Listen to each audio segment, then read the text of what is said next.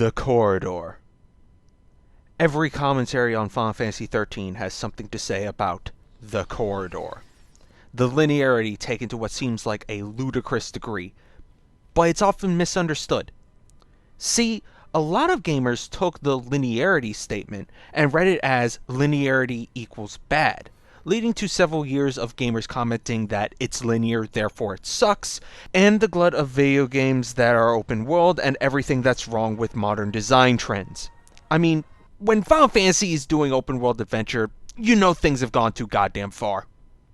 Oh, and if you think I'm just making this up, Google video games linear bad and watch how you are inundated with people asking why people think linear games suck. Now friends, there are many reasons why Final Fantasy XIII sucks, but linearity has nothing to do with it. How many goddamn times is Blue Dragon, Bravely Default, and Octopath Traveler gonna have to come out for you to get this, you dumb motherfucker? And as if that wasn't evidence enough, I have a completely different game to tell you about. What if I told you there was a game with just as high a linear playstyle that was released over 2 years before Final Fantasy XIII, was directed by Hironobu Sakaguchi, the inventor of Final Fantasy, and is still well regarded today as a good game, and is not named Blue Dragon? Ladies and gentlemen, and everyone in between, I present to you exactly that game. Lost Odyssey. I should preface this by giving a warning. This game is massive. When it came out in disc form, it was split across 4 discs, with each of those discs being dual-layer DVDs. For those of you who can't math, that's 34 gigs of game data in 2007. For comparison, Final Fantasy XIII would be released 2 years later and come out on 3 discs on 360. This size, combined with poor optimization due to the use of the Unreal Engine, long story short, don't make a JRPG in Unreal 3, means one big problem: loading times. Now, this is heavily mitigated if you have either a hard drive installed from the disk or a digital copy like I have. And if you're playing on Xbone, this isn't even a problem worth talking about. I have a digital copy because Microsoft were literally giving away at one point. Last I checked, it was around $25, so sorry about that. So, our story begins in the beginning of a humongous battle. Let's see, this is a JRPG, so our main character is... right there. He's not wearing a uniform. And watch this effortless transition from cutscene into battle. I'll come back to the cinematography in a second because it's actually worth talking about. We are also introduced to the combat here, but it's not until we get our starting party that most of it really makes sense, so I'll wait on discussing it. Anyway, we kill a siege engine, and then the heavens open up and magma rains down from the sky, crashing upon any poor bastard that happens to be there, with our character watching as the blast wave comes to engulf him. But he's fine! Not even a scratch on him.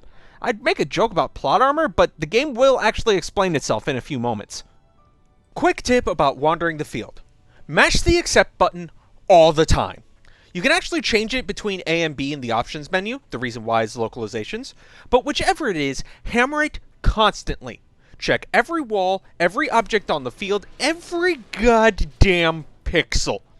This is one of those games that constantly hides items, including key items, in the most random of goddamn places. It's really friggin' annoying.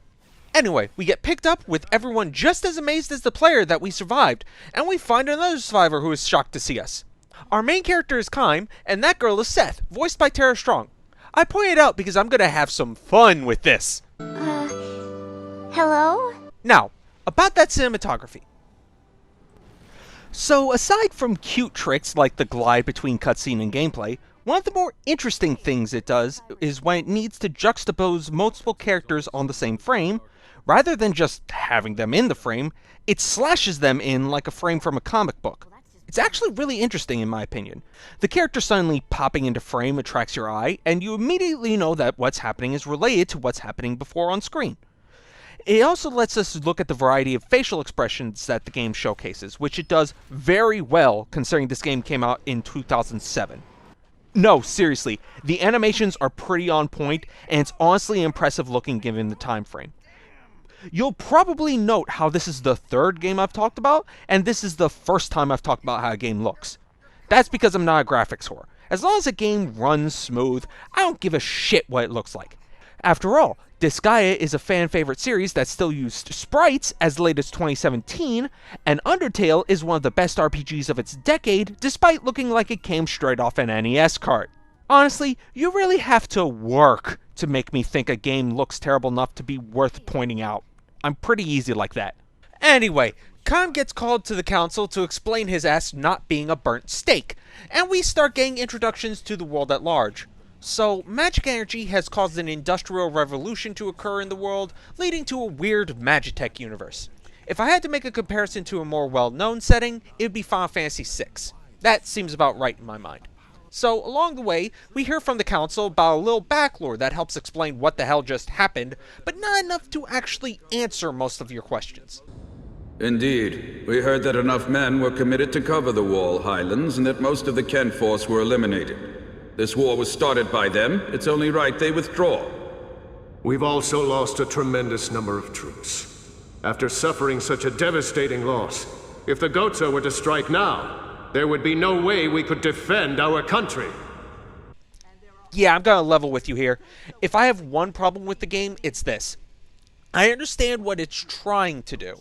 It's trying to set up a mystery hook to entice players to keep going and find out what's going on.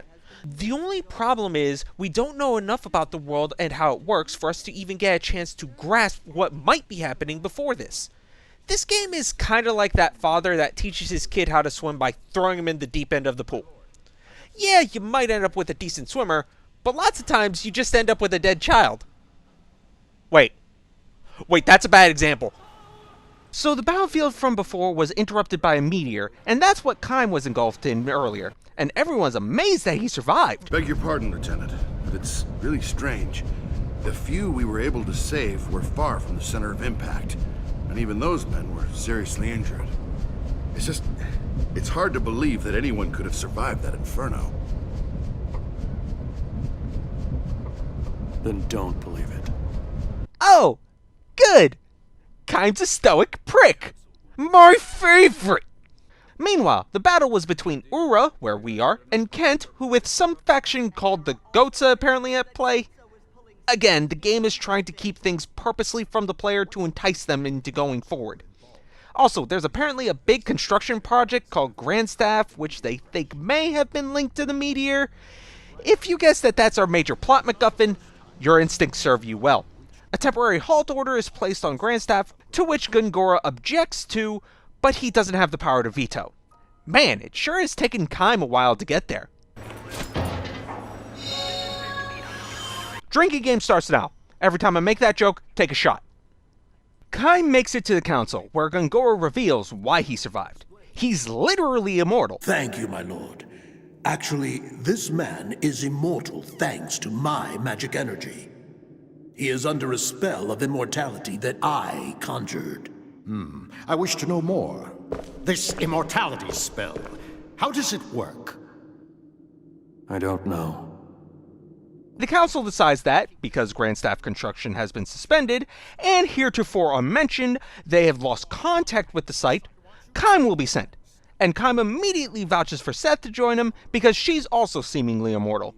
And then, for seemingly no goddamn reason, Roxian, the leader of the council, decides to just remove Gungora from the Grandstaff project and put him under house arrest until the investigation is complete. But why though? Well, that's all part of the mystery that is unfolding before us. So, while Kime is awaiting further orders, he has a dream about a girl diving off a cliff before he wakes up in a shock, showing us he's not so stoic.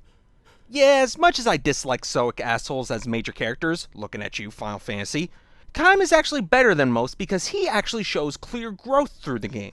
He finds his emotions pretty quickly and really becomes a character you can relate to. He's actually really good with kids, believe it or not. What helps is the 1,000 Years of Dreams sequences. Yeah, certain events can trigger memories that can play out in a visual novel format. The first one is Hannah's departure, about the death of a young and frail girl, and it is heart-wrenching. It showcases how Kaim is looking for his lost light in the darkness of his eternal life by showing his interactions with this young girl that he would tell stories about the places he's been and the wonders he's seen, always making sure to never mention that he was a mercenary and he was killing people in those wonderful sights. He caps it off by saying to her, "It's time for your own journey. I'll see you soon," even though he knows that he's immortal and will never see her again. Oh my god, just talking about it is making me cry. What probably helps is the 1,000 Years of Dreams segments are written by Kiyoshi Shigematsu, who is a very accomplished novelist in his native Japan, and for the English translation, they called up Harvard to make sure nothing was lost in translation. The dude who did it, Jay Rubin, was legitimately confused as to why Microsoft, of all people, were trying to get him to translate their video game bullshit, but was so moved by the content that he happily did it. There's a tangent I want to go on related to this, but I don't think now is the best time. Back into it. Now, it's a new day, so it's time to meet our new party members in Seth and Jansen. Seth is a former pirate who's also immortal and, like Kaim, has no memory. In case you're wondering, we learn later she was basically Robin Hood. She's peppy and fun when the chance allows it, but serious when she needs to be. Jansen is...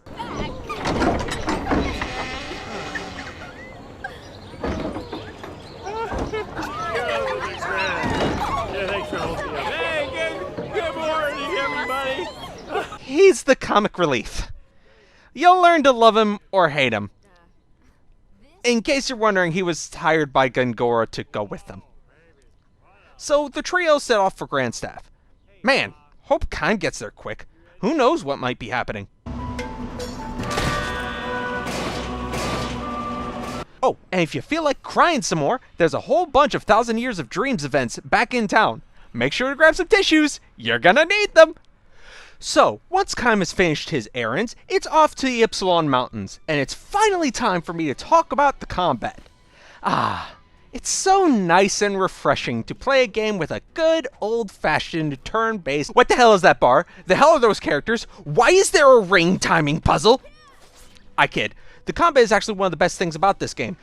So, from the top, the heartbeat of this combat system is a no-frills round-based combat system. Rather than the normal turns, all actions in a round are decided at the start of the round, and then the game calculates who acts when based on the person's stats and casting time. More on that in a bit. It's similar to the combat setup of the first 3 Final Fantasy games. You know, before they were ruined by active time battle. Just so we're clear, a turn is when a character acts, but a round is when all of the characters act. Once your actions are decided, the game gives a nice little bar at the bottom to let you know who goes when. I'd say that's a little late for that, but choosy beggars and all that. It's useful in boss battles if you have a decent short-term memory. Lets you figure out the boss priority by guessing and checking. Before going on, because I have nowhere else to fit it, the game has an element system. Water beats fire, which beats wind, which beats earth, which beats water. We got a nice little square going, as you can see. Now, all actions take time, and that is represented by a spell's casting time. So, when you choose a spell, the game tells you how long this will take, represented by a number and a letter. The letter represents the priority in turns you have. S is the best, followed by A and down through the alphabet. The number, however, is how many rounds the casting will take, starting with 1 being the same round you chose it on. So, a 1H spell will cast during that round, but it's deep down in the priority list. Meanwhile, a 2A spell will cast on the next round, but it will be pretty high up on the list of shit to do. You may see a spell that has a casting time with the letter deep into the alphabet, like around U. This is the game lying to you. Add another turn to that casting time. But there's a catch. Casting interference. Much like a game of D&D, casting spells requires concentration, and if you get smacked, then your casting time gets pushed deep back. Thankfully, this has a maximum it can stack to, so you can't get caught in an infinite loop of getting smacked and waiting for the spell to go off over and over. Very nice! Now, what the hell is that bar? That is your guard condition.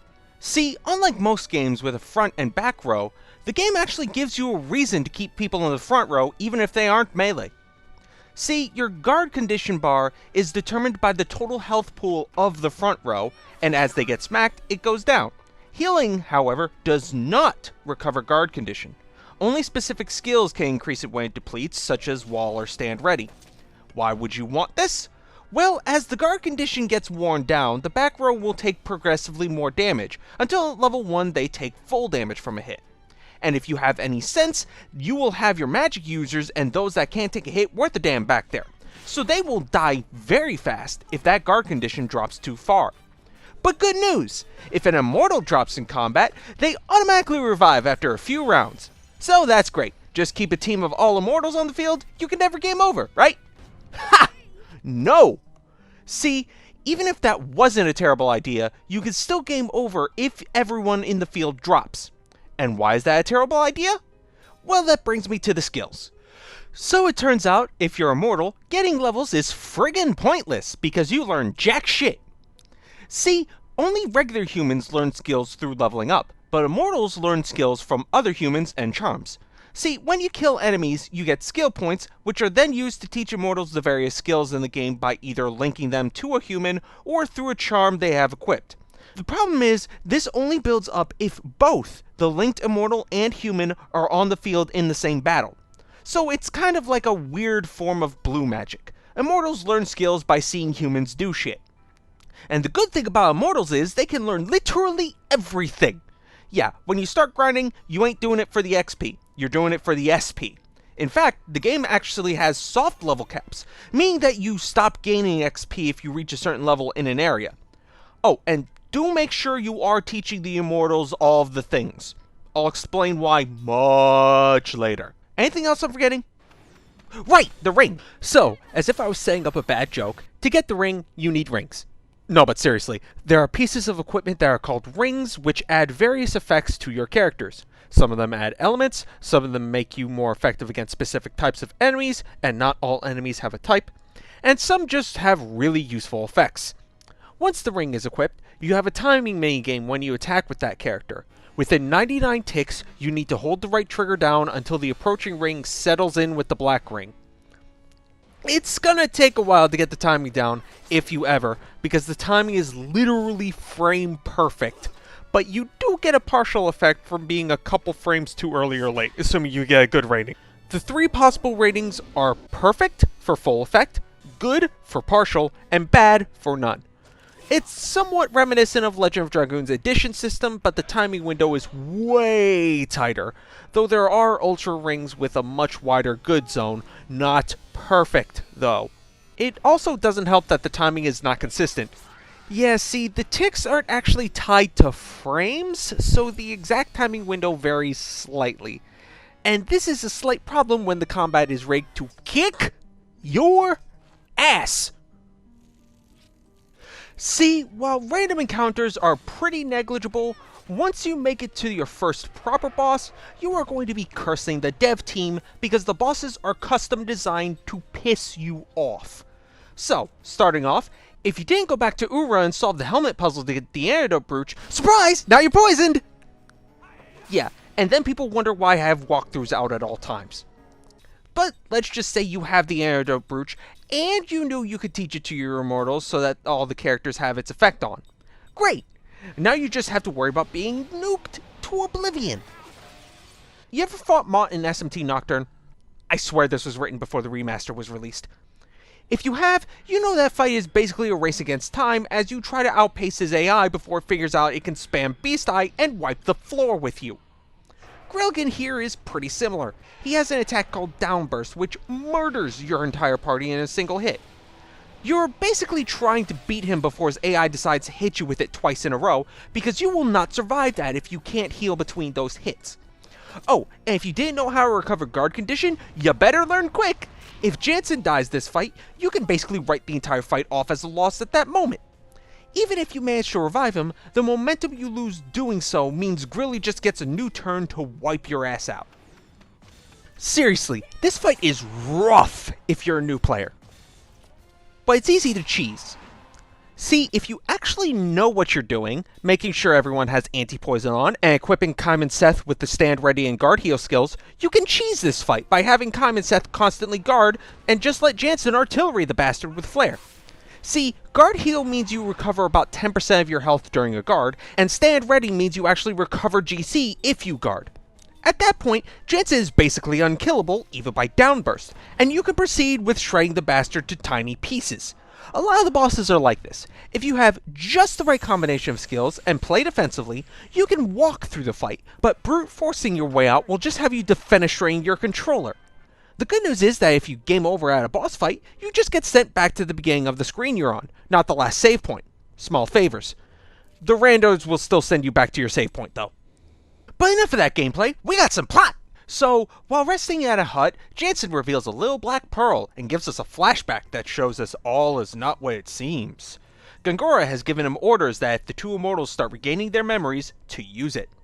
Speaking of Gongora, he also stages an assassination attempt on Prince Tolton before heroically rescuing him in the nick of time.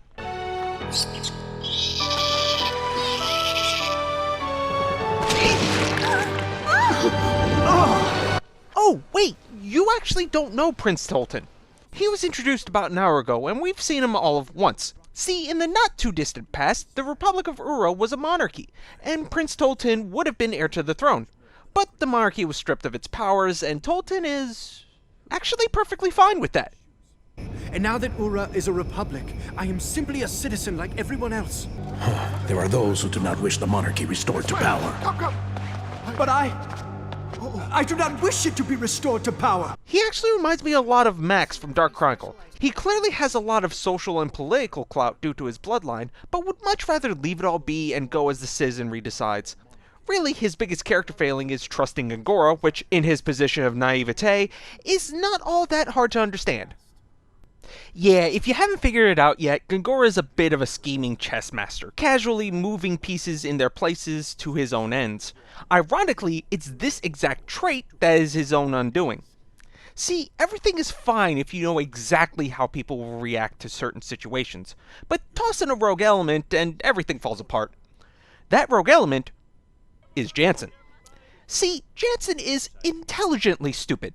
He's imbecilic and pathetic, but in just the right ways that he keeps the plot moving.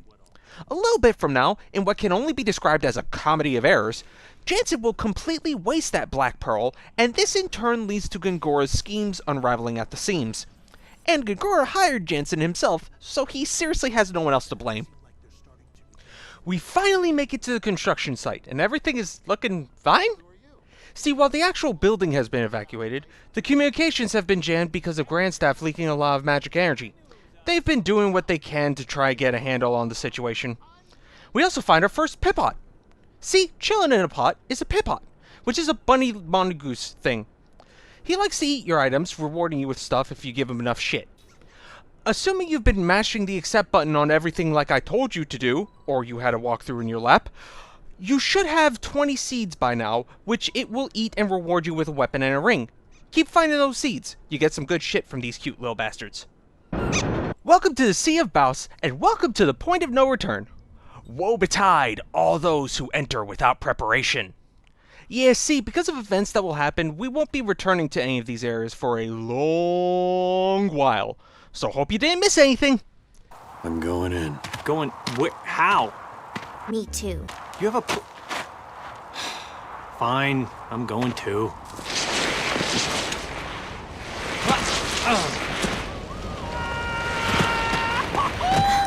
Whoa!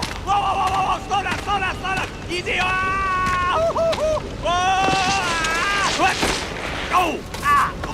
Bruise! Ow! Oh, Spike, you know we don't have time for that sort of thing. Anyway, you continue on to the construction site proper to see what's going on, and oh my god!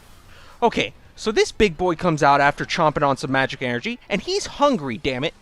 He also has friends that like to charge magic energy in themselves and let the big boy eat it so that it can hit you with Paraflare, which, if you didn't find the yellow band, surprise! Now you're paralyzed! Again, if you know how the fight works, this one is easy to cheese, but if you're just walking into the game, this is probably the boss that will make you rage quit if you manage to beat Grilly earlier. Why?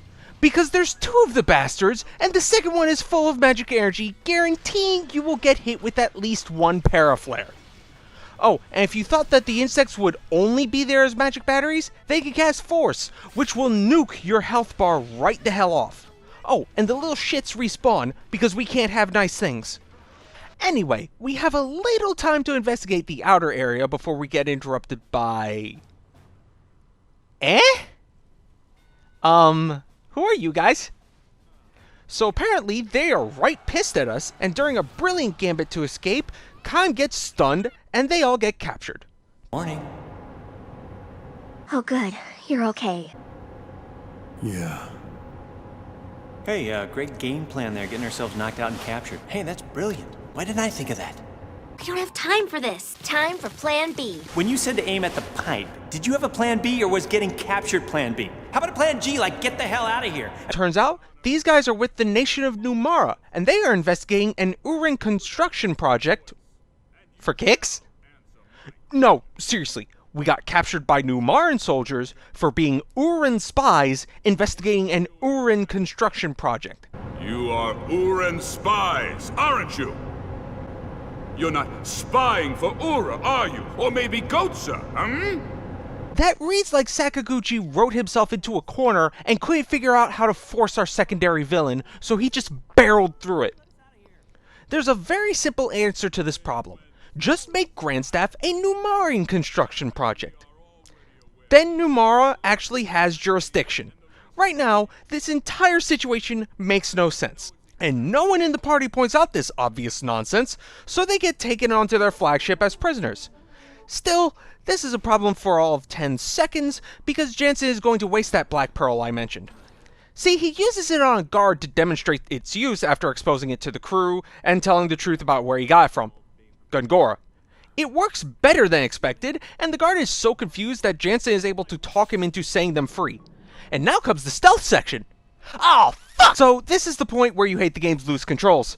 See, there are a bunch of floating orbs everywhere, and they can both see and hear. If they catch you, and they will, you get thrown back into the prison cell to try it all again. Amazingly, the same guard is there, and he's totally chill about releasing you again. Then you run across a red floor, nearly have a freaking heart attack as you sound an alarm, and then calm down as the game uses the time to casually explain the red floor's mechanics. Crawl around without alerting a guard that is sleeping with the same idle animation as the guard from before. Make it to the elevator, get your stuff back, and you're done. All told, it's about 15 minutes of heart palpitations. After that, it's back to business as usual. And by that, I mean random encounters. The guard doggo's hurt. So, you explore for a bit, then Jansen hears harp music, and that gives him a harebrained scheme. See, this is the Queen's chambers, and she's playing her harp because reasons.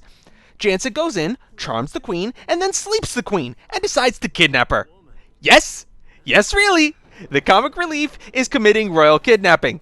This gets our team captured again, with Jansen especially eating egg because the Queen was just trolling him, pretending to be asleep to test him. And then she lets us go. You have amused me greatly with your antics. May you go find someone else to entertain. No, actually, it's a ruse to try and figure out what Kaim and his crew are really doing. See, Kakanas wants to initiate a war with Ura to control Grandstaff, and now is the point where the comments are being checked to see if anyone commented that my idea was stupid. Also, Seth apparently knew our Queen at one point and has her pendant. I bring it up now because it will be important later. Oh, I keep skipping over the plot-critical characters. See, Kakanas is the general of the Numaran army, and has absolutely no respect for the Queen, who, as we can intuit from Seth's meeting with her, is immortal. In fact, she's actually Queen Ming Numara, as in the founder of the nation of Numara. This is absolutely hilarious. What seriously makes you think this ends well for you, Kakanas? How do you not know that she is literally immortal? She's literally called the 1,000-Year Queen. Whatever, we'll be seeing her again soon enough. Meanwhile, Kaim and his crew need to figure out a way to get back to Ura, I suppose? Or play tag with the Kitsune. That works too. While exploring Numara, we find these two kids protecting some flowers. Don't pick 'em! Oh, you already know what's about to happen. Some dickhead soldiers come up, decide they want some flowers, and you have to fight them off. And this fight is bullshit! The problem isn't the soldiers. They drop pretty easily. The problem is the cavalry. See, they have a skill called Rush that just instantly cuts your frontline fighters' HP in half, and they can pretty much use it whenever they feel like it. It's Grilly all over again. You're fighting against the clock, hoping the AI doesn't figure out it can just murder you once it gets bored of the fight. Assuming you manage to succeed against adversity, Cook, the outspoken girl, and Mac, the soft-spoken boy, invite you home. Mom, we're home. Mom, we brought some guests. They protected the tundra flora from these stupid soldiers, didn't they? The flowers.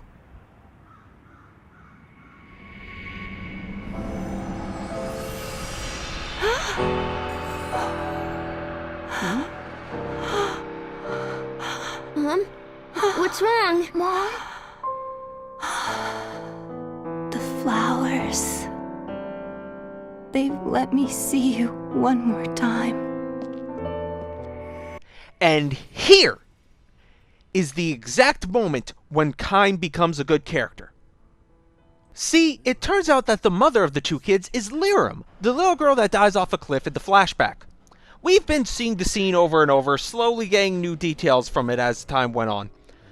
Liram is the daughter of Kime and Sarah, another immortal, that he thought was long dead after, diving off the cliff.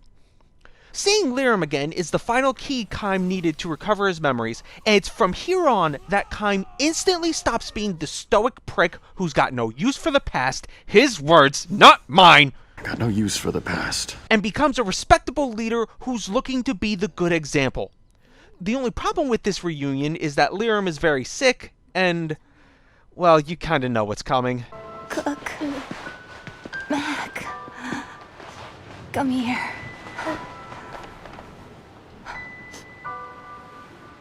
Listen, both of you. Kime here is my father. I know he looks very young, but he is your grandfather.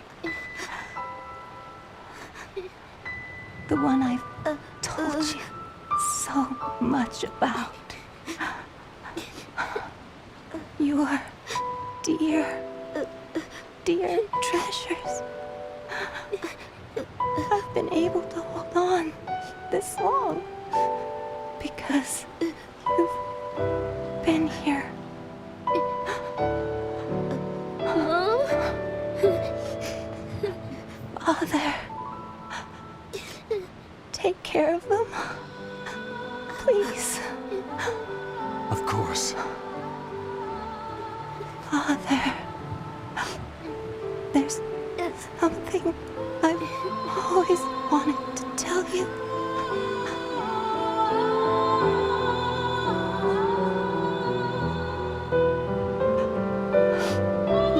I know, Liram.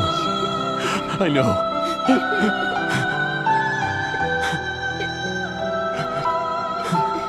Liram! Mom? Mom? I'm glad. So very glad. I could see you once more. Mom? Liram! No, don't go. I'll bring Sarah here, I swear. Hang on, Liram. Mom! Mom! Mom, no! No!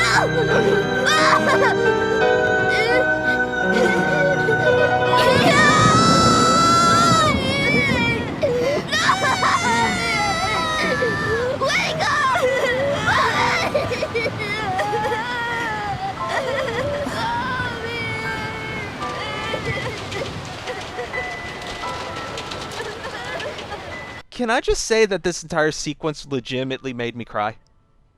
After this is a sequence where you go through Liam's funeral, and you immediately see Kime's growth as he talks to the kids frankly, but with a tenderness and earnestness that you haven't seen before. I heard from Mom that you are immortal and invincible. It's amazing. Dying. It's really great. Not necessarily. Why not? It means I see so many people that I care for pass on, like your mother. You seen it a lot? Yeah, enough to lose count. That's why you got so strong. But it must hurt. It does. I want to grow up to be strong like you, Kime. Even if it hurts. Even if it's tough. I won't cry. I'm gonna be strong. Right. I cannot emphasize enough how dramatic a character change it is, and how well the game pulls it off. Literally, this is what saved Kime from being another one of those stoic bastards that has to learn how to care for others. This sequence shows that he's always known how to care, and with his memories back, he is more than willing to show it. But it's after the funeral sequence that trouble starts. Mac leaves a note saying he's going into the Crimson Forest, which the Queen has forbidden entry to. Legend goes that you can see the souls of the dead there. Mac wants to show his mother the flowers that they were protecting one last time, which wilted after her death but bloomed again soon after. Cook immediately springs into action, wanting to go find her brother, and joins the party from then on. Man, hope they find Mac quick. Who knows what might happen to him? Anyway, Cook is the white mage, which is great, because now it means Jansen can go back to his job of being a shitty black mage. Sorry, it's the truth. See, if it weren't for the fact that no one else can properly cast black magic, Jansen would see absolutely no use. Well, that and the bullshit mechanics of how to teach immortals skills. Because of Cook's ability to improve the casting time on anyone she wants, and the passives she eventually gets, which do that on herself as well, even Cook, a child, is better at being a black mage than Jansen.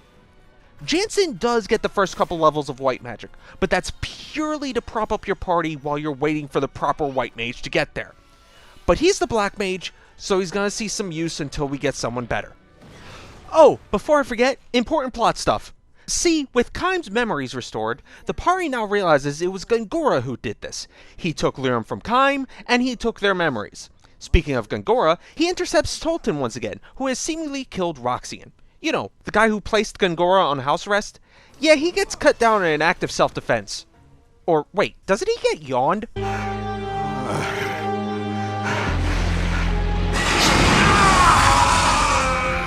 Yeah, it turned out that what Tolton fought was just a mud puppet Gungora made because scheming chessmaster. He's trying to put Tolton back into power to have a pawn he can control, holding the fact that he witnessed Tolton kill the chairman as blackmail should the time arise.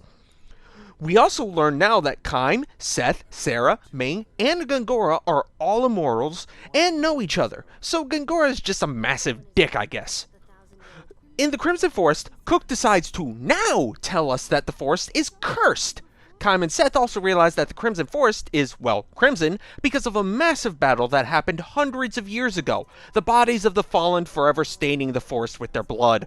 Well, Mac just chose a rosy place to go to then. How the hell did he make it through this chaos on his own? I still have to deal with the random encounters. Oh, and remember how I said to mash accept all the time?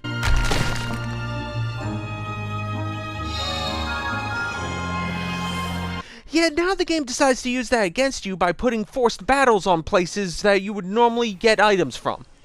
In this case, they're easily marked by the mass of glowing mist surrounding it, but, well, I'm a fool and I need skill points. You go through the thing, you go into the thing, you LARP as Indiana Jones for a bit, and you find Mac. But uh-oh, he is being possessed by an evil spirit. Mac?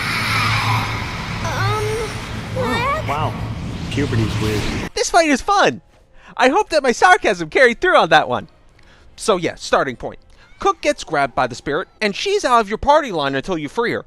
The entire time, she's still a target, and she'll steadily drain HP as the turns go on.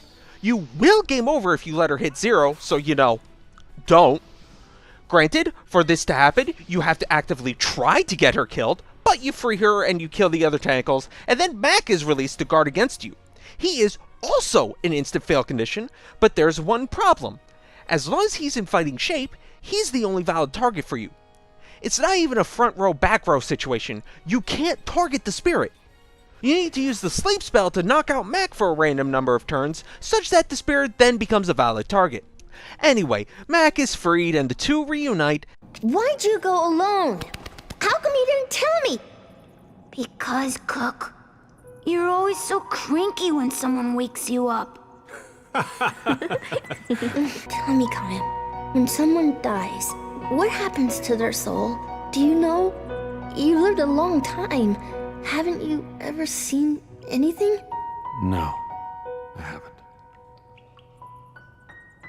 When people die, they just go away. If there's any place a soul would go, It's in your memories. People you remember are with you forever. That should show you just how far Kaim has come from the beginning of the game. But, just as they're about to leave, a new spirit interferes. Oh, man, what is it this time? I don't know, Spike. There's something strange. Well, not to me. But this one is familiar. Yes. What?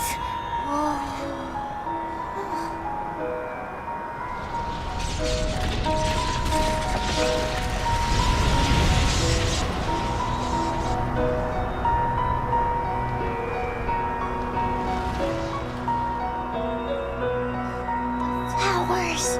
It's Mom. Yeah, Mom's here. I know she's here.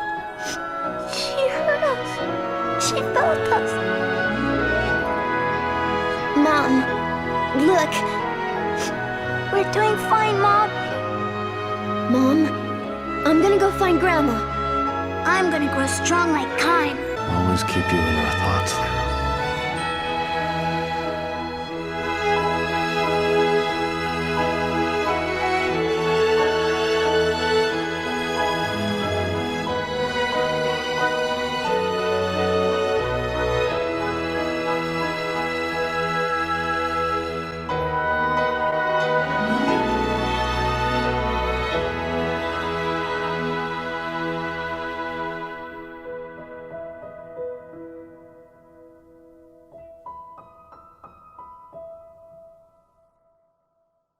And with that scene, we finished disc 1, and now that we finally completed the first disc, it's probably time I bring up the elephant in the room. See, given that this is a Sakaguchi project, and he directed development of the first 10 Final Fantasy games, there's really no way to talk about Lost Odyssey without comparing it to Final Fantasy XIII. And really, the only comparison that matters is the story. Just so we're all on the same level here, a very, very quick rundown on Final Fantasy XIII's storyline. Our characters are branded by godlike slaves known as the Fal'Cie to try and destroy Cocoon, which is their home. So, we spend the next 50 shitting hours bubbling around, arguing about what they're going to do about it, progressing nothing until the very end when they decide to fight the Fal'Cie head-on and try to defy their fates. Now, there are problems with this plot. See, one problem is that unlike Lost Odyssey, where the plot elements are drip-fed to the player to keep the sense of mystery going, anything you need to know to understand what the hell is going on is slapped in an encyclopedia in the game, expecting you to do homework in order to understand the plot. Now, granted, there are stories that do this that don't suck. Just ask Star Ocean. But the encyclopedia in Star Ocean isn't used to hide plot critical details like the goddamn motive of the villains. It's there to explain the vocabulary and setting details, place names and the such like, so that when characters say shit, you actually know what they are saying. And you're not gonna believe me when I say this, but that's not the worst part about Final Fantasy XIII. Chocobo, we just can't catch a break, can we? The biggest issue with Final Fantasy XIII is that once you know what is happening, you quickly realize what the story is. An idiot plot. An idiot plot is any story that can only continue forward if most of the main cast are utter bellends. See, the only reason the player cast are even questioning what to do is because the Fal'Cie, in their infinite wisdom, do not give clear instructions to the servants they brand when they expect them to complete a task on pain of a fate worse than death. This is because, despite the fact these servants are absolutely vital to their plans coming to fruition, they hate humanity like their AM from And I Must Scream, and can't get over it enough to be able to competently exact their plans. And then there's the cops, who are basically initiating what can only be described as a holocaust on a civilian population to kill a few people who are servants, when those servants wear literal glowing brands that is common goddamn knowledge in this universe. But we need some dumbass reason to kickstart the plot, don't we? Then, as the player cast are trying to actually get together to, figure out what to do, They spend every moment possible extending the plot, splitting off into multiple groups repeatedly, scaring the bejesus out of the civilian populace that doesn't understand what the hell is going on, and that's when they're not busy trying to kill each other. Hope! Finally, once they get together, they decide the best plan to stop the destruction of Cocoon is to initiate the destruction of Cocoon and just hope for the best. No, I'm actually serious. And then it turns out that the fal'Cie were orchestrating this to try and revive their god, but they needed to make a sacrifice and they couldn't just do that themselves because they're programmed not to self-terminate and... So now I've gone cross-eyed.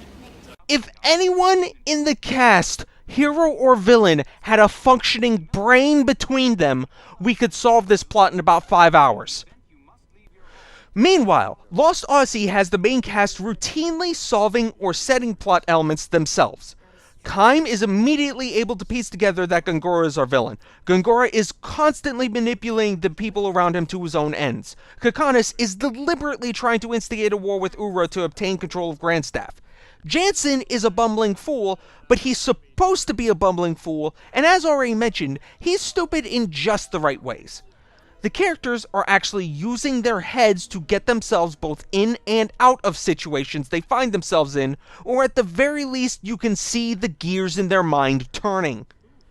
In other words, the story isn't driven by everyone being a cock-up. This is on top of having a better developed cast, a story that doesn't require pages of homework to understand, and oh yeah, a combat system that doesn't use ATB combat. When are you bastards going to figure out that this shit is terrible, you fuck? So Mac joins your party, and he's a melee caster hybrid. Yeah, because of the whole being possessed thing, he now has access to spirit magic, which is the third and final magic type we are missing to teach to our immortals. Spirit magic, despite the name, is not a summon system. It's more of an anything goes magic set that has spells that aren't in either magic set because reasons.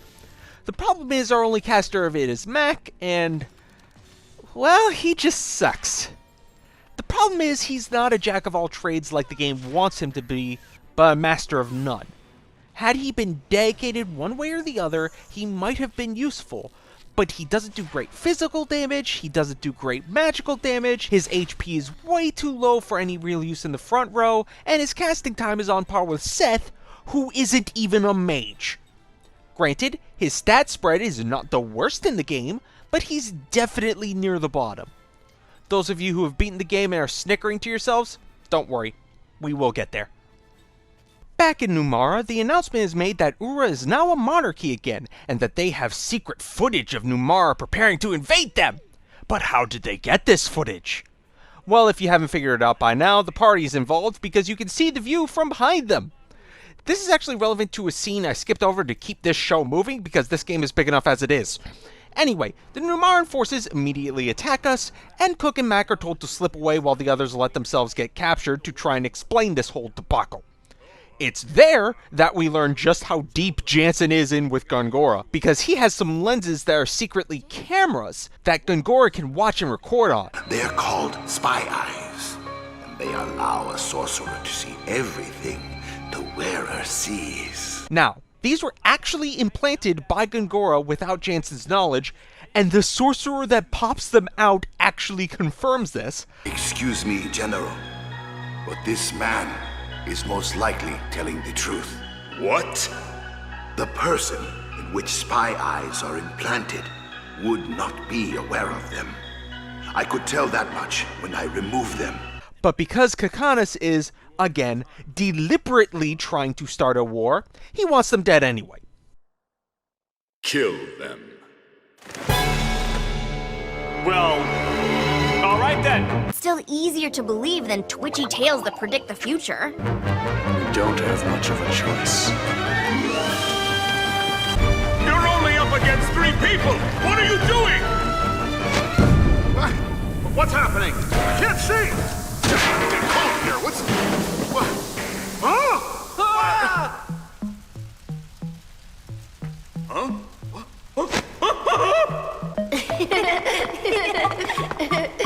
Sorry to keep you waiting. I love you, Cook and Mac. That was amazing. Now, let's GTFO. Better hurry, Kaim and company are escaping a literal kill order. My favorite part of this is that the enemies kindly sit there and wait for you to finish.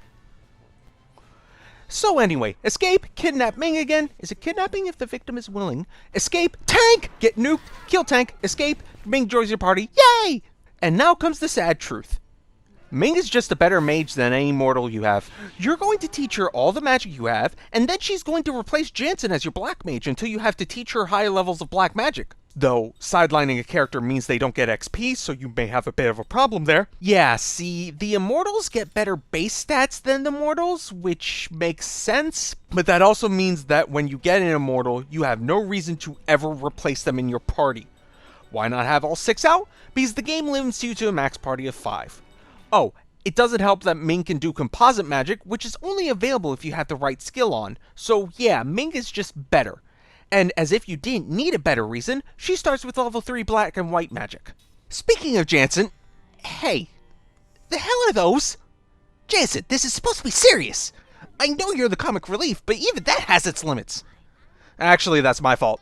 See, some of the game's charms actually have models to them, and your characters will wear them if you equip them, both in battle and in cutscenes. Considering that charms come with skills, you're pretty much always going to have a charm of some kind equipped. This, however, can and will lead to ridiculous shit like Jansen's Necomamy ears. That particular charm has a chance of negating all magic damage, so that's why they're on Jansen. Just ignore the fact that they're there in the cutscenes. I know there are people that harp on about doing things like this can break immersion or whatever, but simply put, fuck your immersion. You do not want me to start on that rant. I'm only bringing it up now to preempt the comments. Moving on! So, our crew decides that, now that we've effectively got 2 militaries after us, well, a military and an immortal mage, it's high time they get a vessel. So, they walk into the port and steal the general's newly built flagship. It's also here where Cook learns Seth was a pirate, and Cook immediately asks if she could be her apprentice in piracy. That out of the way, the crew decides to head for Gotza to get assistance in this Fustercluck, who, if you forget, is the faction that allegedly funded Kent when they attacked Ura in the game's opening. And there are also whispers that Gotza was pulling strings behind the invasion. This is becoming an even bigger Fustercluck. After landing, we immediately come upon a village that recognizes Kime. Turns out, a long time ago, Kime helped out this village and even used to live nearby with Sarah. We can even visit that cliff that Liram jumped off of. Anywho, the villagers decide to take care of his old house after Kime left in case they ever came back, but some sorceress has taken up residence in there, also blocking the way to Gotza. So, new plan. Kick her ass, head to Gotza, get a new ship, go kick Gongora's ass. Sounds like a good one. Also, Ming gets drunk. No, nothing happens. She just gets drunk and passes out. Why is this here? So, with us heading to the old house, the game decides it wants to be a horror game for a few hours, with ghosts and cobwebs and puzzles that wouldn't be out of place in the Spencer Mansion. And time travel. Don't try to justify it. It's never explained. It's also got enemies that piss you right off. See, a lot of the enemies have immunity to physical attacks whenever they feel like it, so you are completely reliant on your casters here, and that's not counting the fact that one of these enemies can hit you with stone, which puts the doom counter on your hapless party member as they wait to petrify if you don't cure it. But there is a small exploit you can abuse here. By saving and quitting, when you reload your save, all your HP and MP is automatically refilled. Very nice. I complain about the puzzles, but they aren't actually too esoteric. It just requires a bit of reading between the lines. Or, you know, walk through. Anyway, we find the sorceress and we get a timer boss. Yay! What's a timer boss, you ask? Well, it's a boss that you have to complete the conditions of defeating it before the timer runs out, of course. In this case, the time is the sorceress HP bar. See, the enemies don't actually attack you, they attack the sorceress, so you have to kill them all before they do too much damage to her. Do that, and the sorceress reveals herself to be Sarah. Then why were we worried about her killing herself? But uh-oh, she's in a fit of depressed rage, and can't be consoled. So, they sing at her. No, I'm actually serious. You ready? Waves come in just like the morning comes.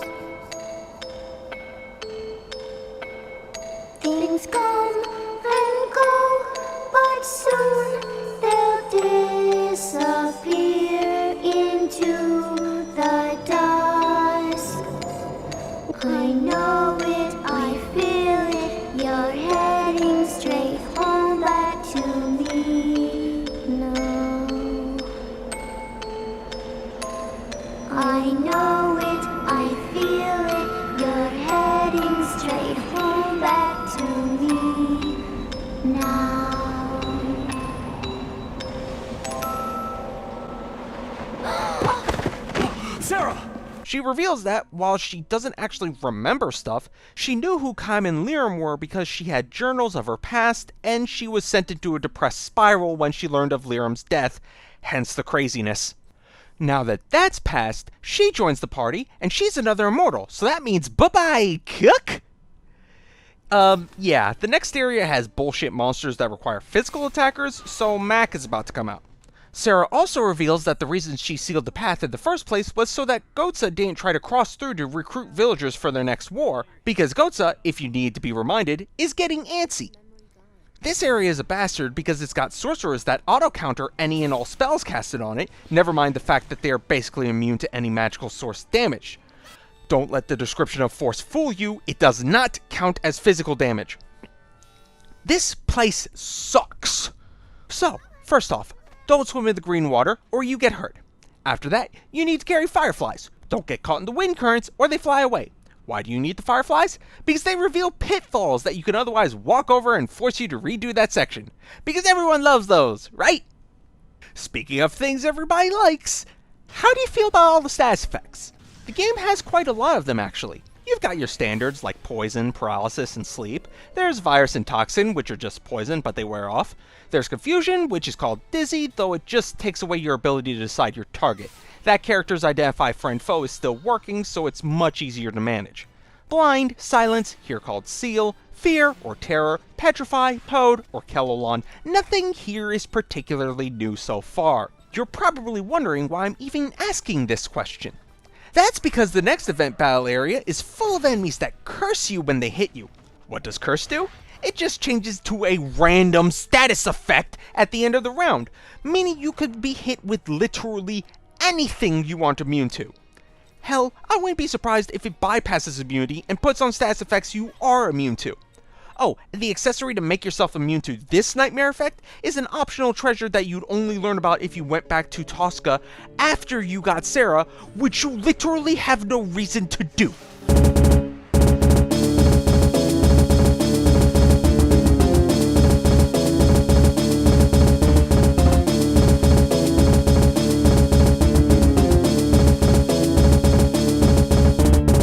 As recompense for this bollocks, you can abuse a bit of a glitch and get 2 slot seeds off the boss monster. Oh yeah, the slot seeds! See, your immortals start with only being able to equip 3 skills at a time. If you want to raise that cap, you need to eat slot seeds. You have to spend 1 per character, and there are only 48 seeds in the game. So, quick math, you find out there is a regular maximum of 15 skill slots per immortal if you decide to split them evenly. Before you ask, the maximum is 30, and the answer to your next question is 108 would be necessary to max out everyone. Oh hey, 108! Nice to see you here! This, however, marks the one time you can get more than you're supposed to. See, most boss monsters are supposed to have a seed that you can either steal or get from a drop. But this boss monster runs when its health is too low, so what happens is you can steal the seed, let it run, fight it again, and you get 2 slot seeds. This is actually the only time you can do this in the game, and I would have never known about it if I didn't have the walkthrough right next to me. You're welcome for me spraying this knowledge to you. Oh, and there are an extra 25 in the DLC pack Seekers of the Deep, so make sure you buy that, though you'll only use 68 of them. More on that in a moment, because we've got a new area to explore. On our way to Gotza, we find a cursed town! Oh boy. Yeah, the citizenry are basically covered in magic energy and everything is screwed. There's even a crow selling trinkets, and if you get lucky, you can get an awakening bracelet, which adds a skill to get more skill slots. And this is what I was alluding to about using only 68 slot seeds. See, if you use 68, then every character has 20 slots. Combine that with a slot plus 10 skill, and you have the maximum number of slots you can work with on a character without screwing the others. As such, there is no reason to use any more of them after that point. So, get them slot skills and profit. Also, you can get another one of these bracelets later, but I managed to get it here, so whatever. Back at Saman, the town we stumble upon, the path to Gotza is blocked by an ice wall, so we have to solve the mystery here. Well gang, let's split up and look for clues. Well, we get a lead when the last ship in port decides it's going to investigate, and we go along for the ride. Once you do, follow the light and get to the experimental staff. Gee, I wonder if it's related to Grandstaff. Then you get your warning from me. Go back inside the ship, check the shop for 2 spells to be available. Buy them, because after a specific sequence in Disc 3, they are permanently missable. This is your first warning. Also, do watch the 1,000 Years of Dreams sequence you unlock on the boat, because it's actually important to the plot, unlike the vast majority of them. Yeah, see, it states outright that the Immortals are from another world that is linked to this one in a Tower of Mirrors, and states that Gongoro's plot is, oh god damn it, to take over the world. Of course! Speaking of Gongora, while climbing this tower you find out his jerk-ass is the reason the town is screwy. Before Grandstaff was built, it was a test site, a magic engine to amplify magic energy. Under Lord Gongora's direction, we are trying to double the magic energy available for his use. We're diverting the majority of the components from this site to Grandstaff, or so I'm told. Is this an attempt to get Grandstaff back on schedule? That's right. These components are already attuned to magic energy. We should be able to run Grandstaff at full power right from the start. Just bringing late. Got you right, Maniak. We don't know if it's from the dismantling or something else, but it's affecting the surrounding area. Yeah, you heard Lord Gongora. We're supposed to ignore that. Didn't realize Gongora was the head of BP. Speaking of his jerk-ass, you also run into him in an unwinnable battle because screw you, that's why. But we get more additions to the mystery. He's been called home by the voices, but he refuses to go. On top of this, Gongora alludes to the other Immortals being traitors against their mission, again drip-feeding the player with mystery hooks to entice them to continuing the story. I keep hammering this point in like I'm making this sound like a bad thing, but it's really, really not. See, the plot threads are fed to us steadily enough to keep you satisfied that you understand what's happening, while not feeling like there's an exposition dump every few minutes. At the same time, the game treads a tightrope, making sure it feeds just the right information to get you going forward. After all, considering how masterfully evil Gongora is acting in our viewpoints, what does Gongora mean by calling them traitors?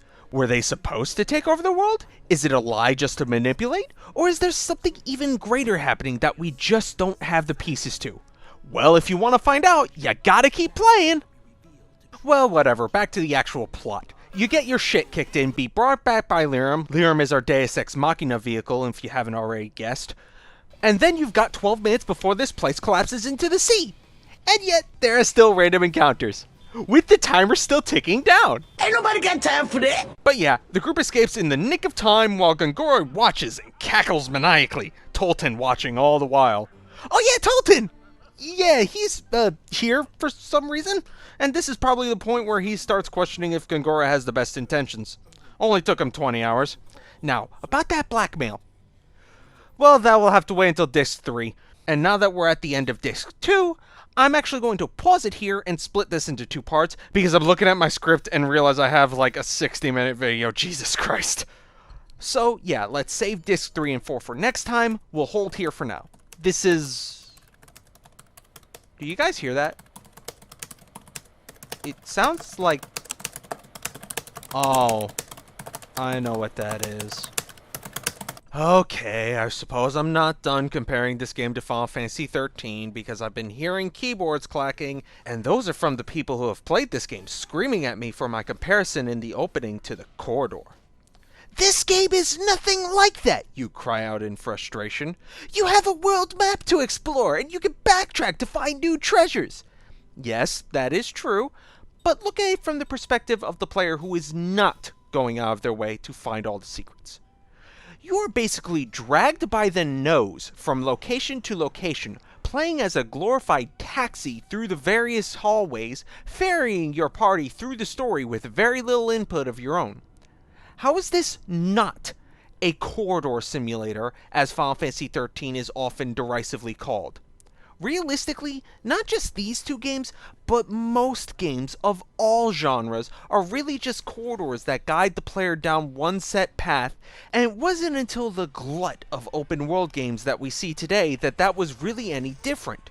Half-Life and Call of Duty are just as much corridors as Final Fantasy and Lost Odyssey. Final Fantasy XIII just became the scapegoat because it was so much more visible than in other games, and that's not really fair to it. See, fanboys, I can compliment Final Fantasy XIII when I want to. I still think it's trash, but that doesn't mean it has no redeeming qualities. Now, with that, see you all next time, and this is Maniac Kid 25, signing out.